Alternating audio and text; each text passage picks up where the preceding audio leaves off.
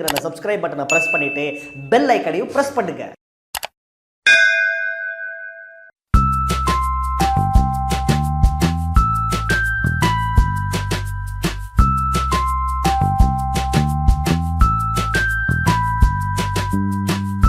அதே போல பார்த்தீங்கன்னா சிலம்பத்தில் ஒரு மூங்கிலையும் பெரம்பையும் மட்டும் வச்சுட்டு நம்ம விளையாடல. அதுவும் நான் சிலம்பம் கற்றுக்க ஒவ்வொரு இடத்துக்கு போக போக தான் நம்மளுக்கு தெரிஞ்சுது. எல்லாருமே சிலம்பம்னா மூங்கில் எடுத்து வச்சு சுற்றுறது. அடுத்தது பார்த்திங்கன்னா இப்போ மூங்கில் கிடைக்காததால கல் மூங்கிலுங்கிறது கிடைக்கலங்கிறதால இப்போ எல்லாருமே பெரும்பாலும் பெரம்பை வச்சு தான் இப்போ நம்ம விளையாடுறோம். பெரம்பு வச்சு விளையாடுறதும் கரெக்டு தான். ஆனால் பெரம்பு கட்டுக்கு நிற்காது. கட்டுக்குன்னா இப்போ நம்ம காலுக்கு அடிக்கக்குள்ள ஊனி கட்டக்குள்ள கண்டிப்பாக பெரம்புங்கிறது வளைஞ்சி கொடுக்கும், நம்ம காலில் அடிப்பட்டுரும். மூங்கிலுங்கிறது விளையாது.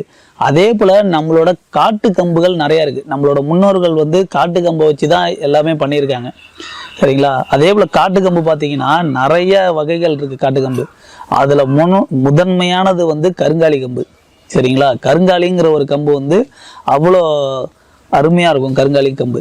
அதுக்கப்புறம் நாங்கு, அதுக்கப்புறம் வெள்ளைத்தவரை, அதுக்கப்புறம் கருந்தவரை, அடுத்தது வெள்ளை புலி, அதுக்கப்புறம் தேவாரம், அதுக்கப்புறம் கல்வரிசை அப்படின்னு சொல்லிட்டு நம்மளோட கம்புகள் பார்த்தீங்கன்னா நிறையா இருக்குது. அதில் ஒவ்வொரு கம்பையும் உங்கள்கிட்ட காட்டி அதோட வகைகள் பேரை நான் இப்போ சொல்கிறேன். வணக்கம். இப்போ நம்ம பார்த்தீங்கன்னா நம்மளோட பாரம்பரிய கம்புகளை பற்றி நான் இப்போ உங்கள்கிட்ட சொல்ல போகிறேன். பாரம்பரிய கம்புன்னு பார்த்தீங்கன்னா நிறையா வகை கம்பு இருக்குது. அதில் ஒவ்வொரு வகை கம்பையும் உங்கள்கிட்ட காமிச்சு அதோட பேரையும் சொல்கிறேன். இப்போ இது பார்த்தீங்கன்னா கருங்காலி கம்பு, நம்மளோட முன்னோர்கள் யூஸ் பண்ண கம்பு கருங்காலி கம்பு. இது அடுத்தது பார்த்தீங்கன்னா நம்மளோட நாட்டு கம்பு. இது நம்ம சைடு கிடைக்கிற கம்பு தான். ஆனால் இது என்ன கம்புன்னு எல்லாருக்கும் தெரியாது. இது பார்த்தீங்கன்னா ஆழம் விழுது. ஆழம் விழுதை நம்ம பாடம் பண்ணி இதை வச்சுருக்கோம். எவ்வளோ கருப்பாக இருக்குன்னு பாருங்கள். அடுத்தது பார்த்தீங்கன்னா கல்வரிசை. கல்வரிசைங்கிற கம்பு இது.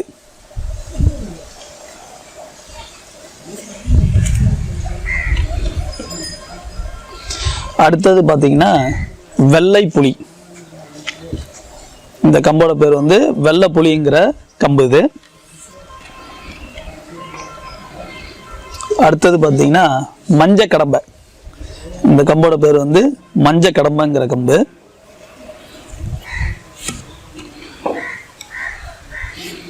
அடுத்தது பார்த்தீங்கன்னா தேவதாளி. இந்த கம்போட பேர் தேவதாளிங்கிற ஒரு கம்பு இது.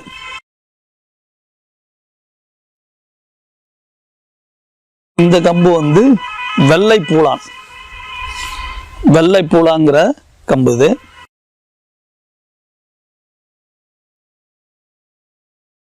அடுத்தது பார்த்தீங்கன்னா நாங்கு.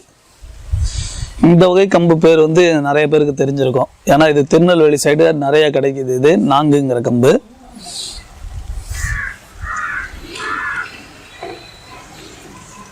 அடுத்தது பார்த்தீங்கன்னா கருந்தோரை. இது கருப்பாக இருக்கும் கம்பு, அதனால இதுக்கு கருந்தோரைன்னு பேர் வச்சிருக்காங்க.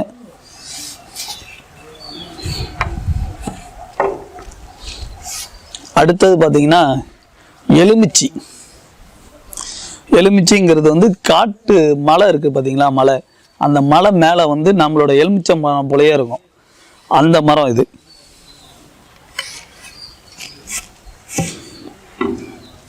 அடுத்தது பார்த்தீங்கன்னா நம்மளோட மூங்கில் கம்பு, கல் மூங்கில்.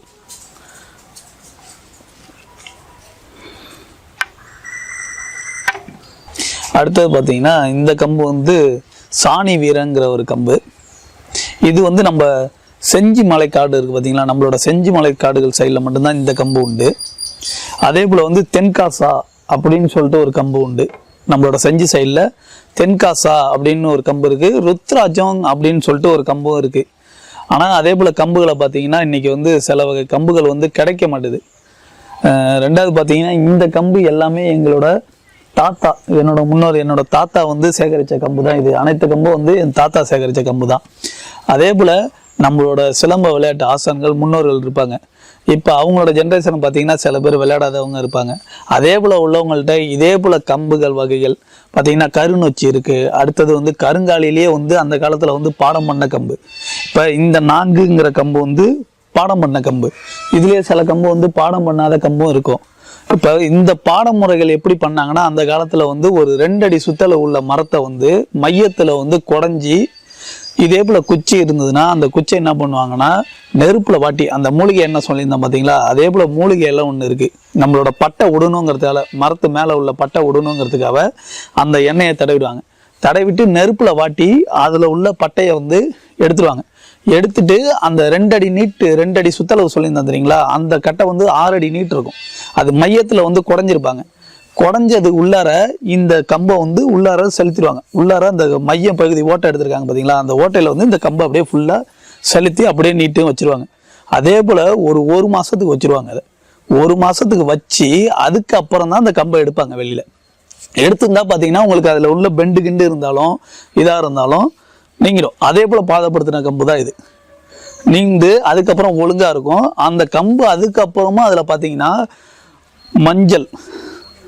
மஞ்சளும் சுண்ணாம்பு அப்புறம் மருப அப்படின்னு சொல்லிட்டு ஒரு இலை இருக்குது. அந்த இலையும் கலந்து அது மேலே வந்து தடவிடுவாங்கன்னு சொன்னாங்க. இது நாங்கள் வந்து அங்கே திருநெல்வேலி சைடில் கேட்டு அறிஞ்சது. இது ஒரு வயதானவங்கள்ட்ட வந்து பிச்சை ஐயான்னு இருக்காங்க, அவங்கள்ட்ட கேட்டு அறிஞ்ச பாடமுறை இது. அந்த கம்பில் வந்து இதை சுண்ணாம்பு அந்த மஞ்சள் அந்த இதை தடவிட்டு இதில் தடவிட்டாங்கன்னா, தடவி ஒரு 2 மணி நேரம் காய விட்டு அதுக்கப்புறம் துணியால் துடைச்சாங்கன்னா அந்த கம்பு வந்து அவ்வளோ பளபளன்னு இருக்கும். அதே போல் பதப்படுத்தின கம்பு தான் இது. ஆனால் இன்றைக்கும் அதே போல் பளபளன்னு கம்பு வந்து அவ்வளோ அழுத்தமாக இருக்குது. இந்த கம்பு வந்து நாங்கில்ங்கிற கம்பு பார்த்தீங்கன்னா அவ்வளோ அழுத்தமாக சூப்பராக இருக்குது.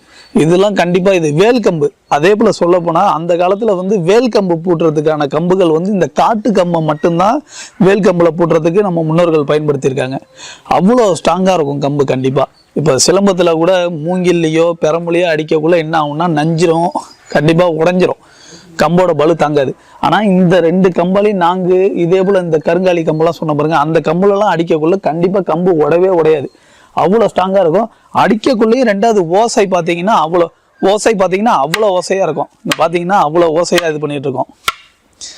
உடையவும் உடையாது, அவ்வளோ அழுத்தமாக கல் போல இருக்கும் கம்பு.